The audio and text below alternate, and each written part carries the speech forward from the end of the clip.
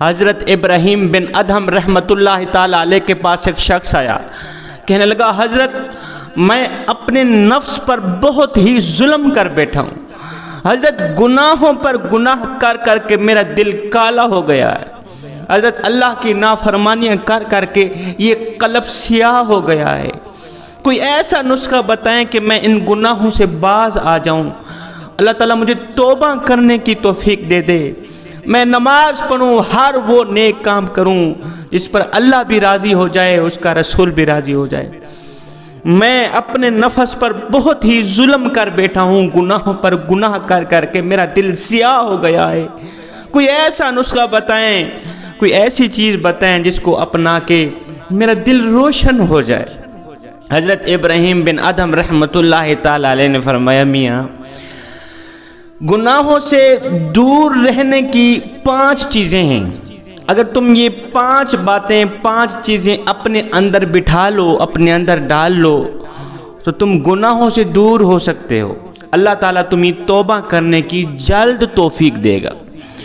اس شخص نے کہا حضرت جلدی فرمائیں کون سی 5 چیزیں ہیں، کون سی 5 باتیں ہیں جن کو میں اپنے اندر بٹھا لوں تو اللہ تعالیٰ مجھے توبہ کرنے کی توفیق دے گا، میرا دل روشن ہو جائے گا اور میں گناہوں سے باز آ جاؤں، گناہوں سے دور ہو جاؤں گا۔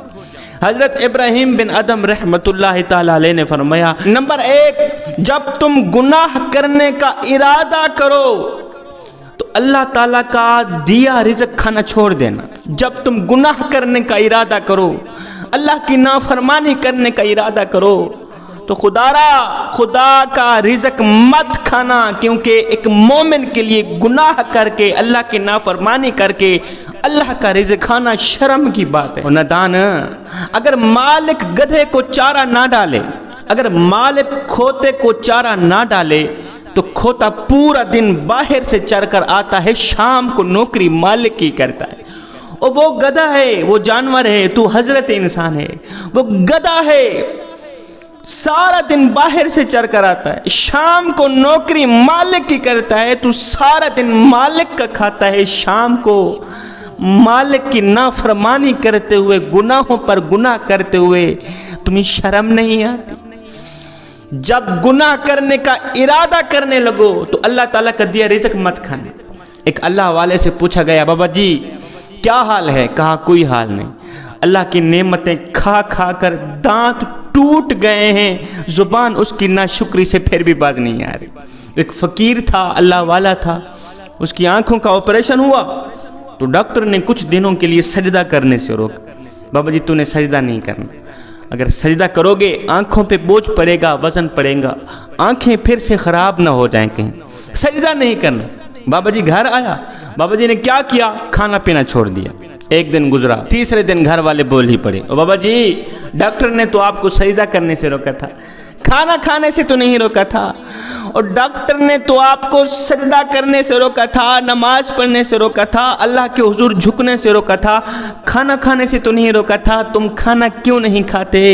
یہ سن کر فقیر اللہ والے کی چیخ نکل گئی، رو کر کہنے لگا بیٹے میں کیا کروں، جس مالک کو سجدہ نہ کر سکوں اس کا رزق کھاتے ہوئے مجھے شرم آتی، میں اس مالک کا رزق کیسے کھاؤں جس کو سجدہ بھی نہیں کر سکتا۔ فرمایا جب گناہ کرنے کا، نماز قضا کرنے کا، نماز چھوڑنے کا ارادہ کرو پھر اللہ تعالیٰ کا دیا رزق مت کھانا۔ اس شخص نے کہا حضرت یہ کیسے ہو سکتا ہے، میری تو جہاں نظر جاتی ہے عرش کے نیچے فرش کے اوپر اللہ تعالیٰ کی نعمتوں کے دسترخوان بچھے ہوئے ہیں، مالک کا ہی رزق چل رہا ہے، مالک کے رزق کے علاوہ کوئی اور رزق ہے بھی تو کوئی نہیں نا۔ فرمایا میری دوسری بات، جب گناہ کرنے کا ارادہ ہو تو اللہ کی زمین چھوڑ دینا، اللہ کی زمین چھوڑ دینا، گناہ کرنا، گناہوں پر گناہ کرنا، اللہ کی زمین چھوڑ دینا۔ کہا حضرت یہ تو بڑی حیران کن بات کہہ دیا آپ، بڑی عجیب ترین بات ہے، یہ تو پہلی بات سے بھی مشکل ترین بات ہے، عرش کے نیچے جتنا فرش بچھا ہوا ہے یہ ساری کی ساری اللہ کی ہی تو زمین ہے، بندہ اللہ کی زمین کے باہر کیسے جا سکتا ہے؟ کوئی راستہ بھی تو کوئی نہیں ہے نا۔ فرمایا پھر گناہ کیوں کرتے ہیں؟ فرمایا میری تیسری بات، جب تم گناہ کرنے کا، اللہ کی نافرمانی کرنے کا ارادہ کرو تو ایسی جگہ چلے جانا جہاں اللہ تعالیٰ تمہیں نہ دیکھ رہا ہو۔ ہائے، اس نے کہا حضرت اللہ تعالیٰ تو ہر جگہ دیکھ رہا ہے۔ فرمایا او نادانو، تم مسجد میں آتے ہو تو کہتے ہو اللہ دیکھ رہا ہے، یہ اللہ کا گھر ہے، اللہ دیکھ رہا ہے۔ مسجد میں آ کے تم گناہ نہیں کرتے، اللہ کی نافرمانی نہیں کرتے، اللہ دیکھ رہا ہے، یہ اللہ کا گھر ہے۔ جیسے ہی مسجد سے باہر نکلتے ہو تم گناہوں پر گناہ، نافرمانیوں پر نافرمانیاں کرتے ہو۔ حضرت علامہ اقبال نے ایک شراب کی بوتل تھی، وہ صرف بوتل ہی تھی، اس کے اندر پانی تھا۔ علامہ اقبال نے شراب کی بوتل اٹھائی، مسجد کے اندر آئے، منہ کے ساتھ لگا لی۔ لوگوں نے دیکھا، اوہ حضرت صاحب، حضرت جی آپ کیا کر رہے ہیں؟ شراب کی بوتل وہ بھی مسجد کے اندر منہ پر لگا رکھی، اتنا بڑا گناہ، اتنی بڑی خطا۔ آپ نے فرمایا او نادانو، یہ شراب نہیں، یہ شراب کی بوتل ہے، میں تو صرف تمہیں دکھانے آیا ہوں کہ تم لوگ جو کہتے ہو کہ اللہ صرف مسجد کے اندر موجود ہے، اللہ صرف مسجد کے اندر دیکھ رہا ہوتا ہے۔ او نادانو، اللہ جس طرح مسجد میں موجود، اسی طرح اللہ ہر جگہ موجود۔ جس طرح تمہیں اللہ تعالیٰ مسجد میں دیکھ رہا ہوتا ہے نا، اسی طرح مسجد کے باہر بھی اللہ تعالیٰ تمہیں دیکھ رہا ہوتا ہے۔ فرمایا میری چوتھی بات، جب موت کا فرشتہ تمہاری روح نکالنے کے لیے آئے تو انہیں کہنا کہ مجھے تھوڑی دیر کے لیے مہلت دے دو، تھوڑی دیر کے لیے وقت دے دو، میں توبہ کر لوں۔ ساری زندگی میری غفلت میں گزر گئی، آوارگی میں گزر گئی، چوک پہ گھومتے پھرتے تاش کھیلتے ہوئے گزر گئی، ساری زندگی میں نے غفلت میں گزار دی، چلو تھوڑا سا وقت دے دو، میں توبہ کر لوں، نماز پڑھ لوں، قیام کر لوں، آخری لمحات میں اللہ کے حضور جھک لوں۔ جب موت کا فرشتہ آئے نا، پھر انہیں یہ کہا حضرت یہ بھی ناممکن ہے، موت کا فرشتہ تو بالکل ہی میری نہیں سنے گا، وہ تو بس روح نکال کے چلا جائے گا۔ فرمایا ہرگز نہیں، موت کا فرشتہ جب انسان کی روح نکالنے آتا ہے تو پہلے بتا کر ہی آتا ہے۔ کہا وہ کیسے؟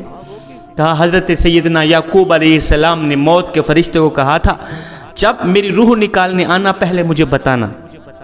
ایک دن اچانک موت کا فرشتہ روح نکالنے کے لیے آئے گئے۔ اللہ کے نبی نے فرمایا فرشتے میں نے تجھے کہا نہیں تھا جب میری روح نکالنے آنا، روح قبض کرنے آنا پہلے مجھے بتانا، تو نے بتایا نہیں، اچانک آ گیا ہے۔ کہا حضرت ایک بار نہیں، دو بار نہیں، 7 بار تمہیں بتا چکا ہوں کہ میں آپ کے پاس آ رہا ہوں۔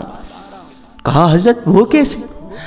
کہا کہ آپ کے محلے میں فلاں کی روح نکالی تھی، فلاں بچے کو مارا تھا، فلاں بوڑھے کو مارا تھا، جس کا جنازہ بھی آپ نے ہی پڑھایا تھا۔ حضرت میں صرف انہی کو مارنے نہیں آیا تھا، میں آپ کو بھی بتانے آیا تھا کہ آج ان کی باری ہے، کل آپ بھی تیار ہو جائیں۔ تو جب موت کا فرشتہ آتا ہے نا، اچانک نہیں آتا، ہمیں بتا کر آتا ہے۔ تو جب موت کا فرشتہ آئے گا پھر تمہیں وقت نہیں دے گا، مہلت نہیں دے گا، بس روح نکالے گا چلا جائے گا۔ پھر میں میری 5ویں بات، قیامت کے دن جب فرشتے تمہیں گھسیٹ کر جہنم کی طرف لے کے جا رہے ہوں گے، اس وقت فرشتوں کو کہنا رک جاؤ، میں جہنم میں نہیں جاتا، وہ تو مجھ سے سنیں گی ہی نہیں۔ جب اوپر سے آرڈر آئیں گے، جب اللہ حکم دے گا تو پھر وہ میری کہاں سے سنیں گے۔ آپ نے فرمایا نادانو، جب تم اللہ کا دیا گیا رزق نہیں چھوڑ سکتے، جب تم اس کی زمین نہیں چھوڑ سکتے، اللہ سے نہیں چھپ سکتے، موت سے نہیں بھاگ سکتے، جہنم میں لے جانے والے فرشتوں سے نہیں بھاگ سکتے، تو پھر گناہوں پر گناہ کرتے ہوئے تمہیں شرم نہیں آتی؟